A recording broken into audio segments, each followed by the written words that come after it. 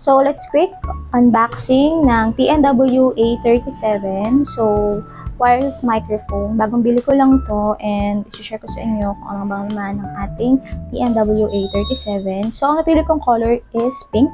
So, ayan yung mga iba't ibang color available na pwede nyong pagpilian. Tapos, ito yung mga pictures niya, wireless connection, noise reduction, echo, volume control, ayan. And, let's start. So, ayan. So, here's the unit.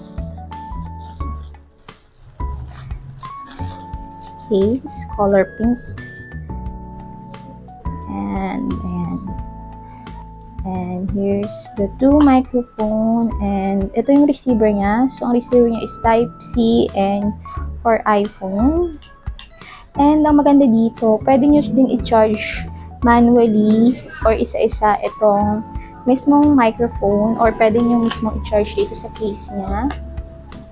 Ayan. So, you can see may 96%. And, ito pa yung mga kasama niya sa box. So, meron siyang lanyard or lace.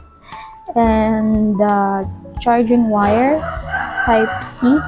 So, mahaba siya. Pwede siyang panleeg. Pwede rin naman itali nyo sa may braso. And, dalawang, what you call this one? Wind kinemerot. Ayan. And, the clip na magnetic. So, ano. Ayan. Ayan pa siyang pouch na kasama. Ayan, ang maganda dito. So, may magnetic clip. And, this one is pwede nyo nang i-magnet sa damit nyo ganyan. And, pwede nyo din i-magnet yung mismong clip. So, ayan siya. So, that's it for our quick unboxing. And, for our next video is ita-try naman natin itong TNW microphone. Thank you!